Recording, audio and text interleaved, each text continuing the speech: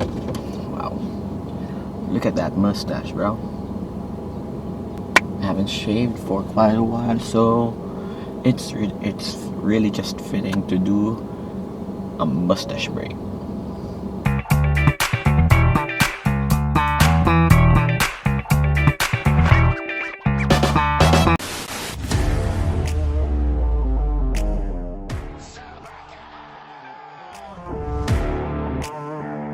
I am CM Punk, and I am the voice of the voiceless. Mamma mia! Mamma mia!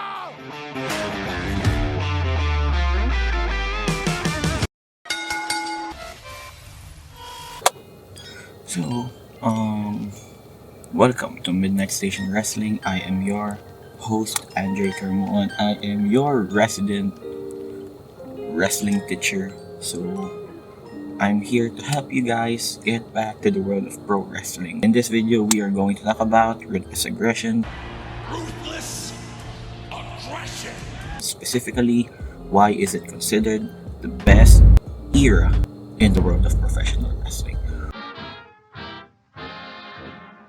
Before Ruthless aggression era, it came from an era where wrestling was so popular. It was in the Monday Night Wars. It's between WWF versus WCW, and after WWF bought WCW, WWF's product became stale because there's no competition. Two, there's an influx of talent, but no big names were there. No Hogan, no Nash, no Scott Hall, none of those guys. So most of them are just mid-carders or main eventers who are new in the business. So the product became stale, and WWF at that time became complacent because they know they don't have competition. So at some point, the ratings went down. A lot of people are not tuning in, watching the product because it's stale. It became boring until they did the brand split, wherein they separated the rosters, wherein there's a SmackDown and there's Raw.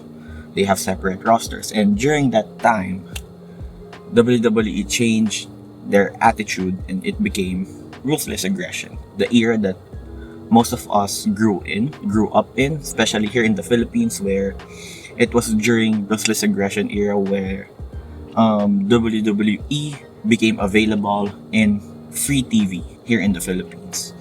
So here are some of the things that for me, or here are some of the things that I think makes the ruthless aggression era one of the best era in the world of professional wrestling. During the 90s, during the golden era of Hulk Hogan, Andre the Giant, and the era of Stone Cold and The Rock, they capitalize on big guys who dominates the competition, and also people who have bigger personas, bigger characters. Even if it is a wrestling show, the wrestling is not the main focus of the company during that time. So um so that is what they capitalized on, especially during the Attitude Era. So they have characters like Undertaker, Mankind, the Godfather, something like that. So really, there are few wrestlers, technical wrestlers, who are focused or who are showcased in the Attitude Era and the Golden Age era. So during the Ruthless aggression era, it is a perfect mix of athleticism, perfect mix of talent, and the entertainment. People are clamoring for that real fighting aspect. That's why during Ruthless aggression era, they also focus on the athleticism. So as you can see, talented, more technical wrestlers or talented guys like Eddie Guerrero, Edge, Undertaker, and a lot more of those guys are being focused more in the world of pro wrestling because of the talent, apart from them being entertaining. when I say grounded, it's more true to life, real people. Here in the Ruthless aggression era, they focused on the talent, plus the characters of those people are more real life. Like when you see these people, you could relate to these people. Some of these characters are just basic underdog, or some of these people are more bullies. So that is why people really connected with these characters more than people loving the wrestling, the technical aspect of it. People relate to these characters because they feel represented in a bigger scale, in a TV scale. So okay, hear me out.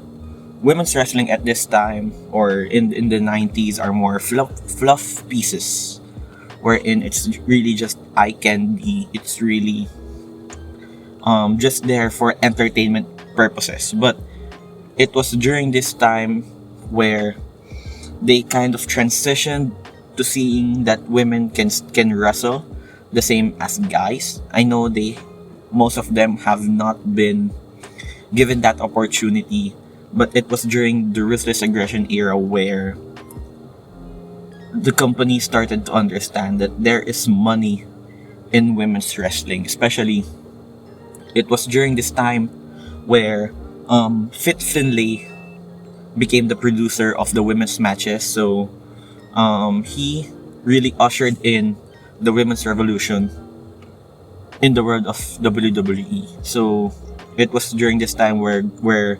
women like Trish Stratus, Lita, Melina, Mickey James, and a lot more women like these women are basically the catalyst of change in WWE, wherein Vince and other backstage people really understood that women can wrestle the same as guys.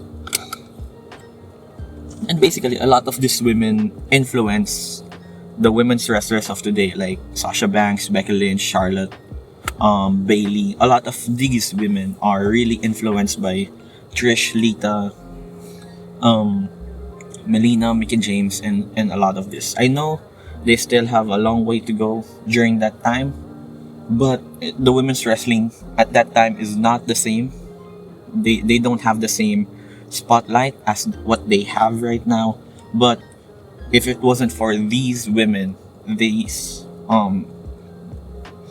roster of women in that era, if it wasn't for them, I don't think we will experience what we experience right now in women's wrestling. So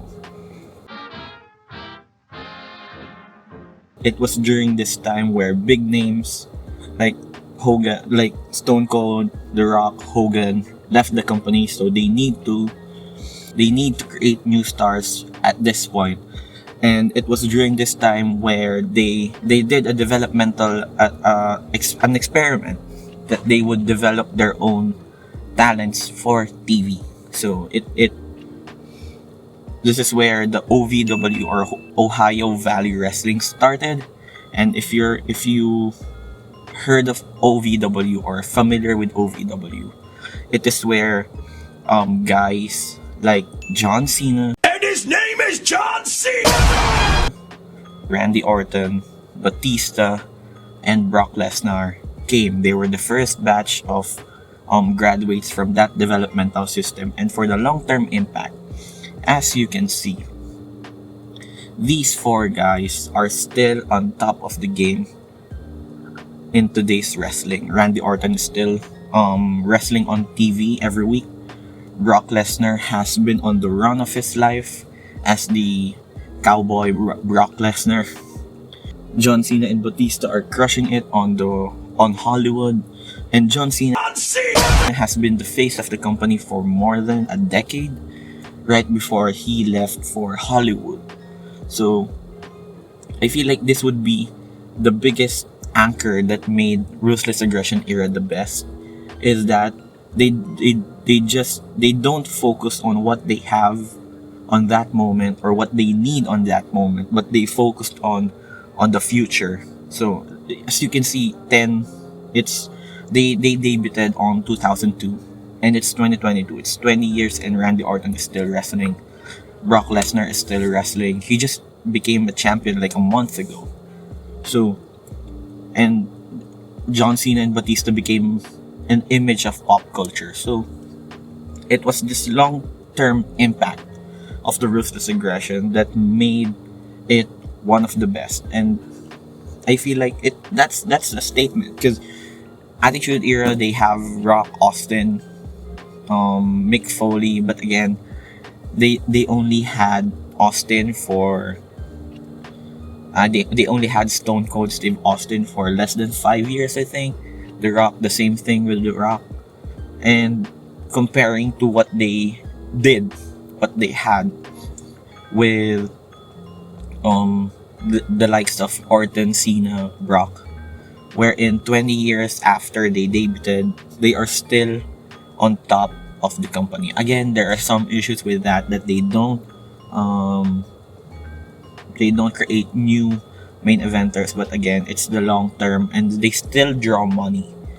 The moment you heard that Brock Lesnar is coming back, or the moment you heard John Cena is back, you will tune into the product. So long term impact, it still holds up. So yeah, for me, these are just some of the few things that I think validates the argument that Ruthless Aggression is much more better than Attitude Era, and it is why it is the best era in the world of professional wrestling. So to be honest, I could have just stated why Ruthless Aggression era is the best. I could have just stated that Brock Lesnar, Randy Orton, Cena, Batista. That's it. It's a done deal. As you can see, those four names really holds up to this day. They have more than 20 championships between four of them. All of them are multi-time Rumble winners, multi-time main eventers. So I could have just made that argument and end this video within 5 minutes. But again, as you know, I'm here to teach you guys about the world of pro wrestling and help you guys go back to the thing that you have loved when you were a kid. So that's it for this video. Please do like and subscribe. So yeah, share this to your friends, and I feel like really there's nothing else to do but to send you home. So goodbye, and I'll see you on the next station of Midnight Station Wrestling. Stay safe,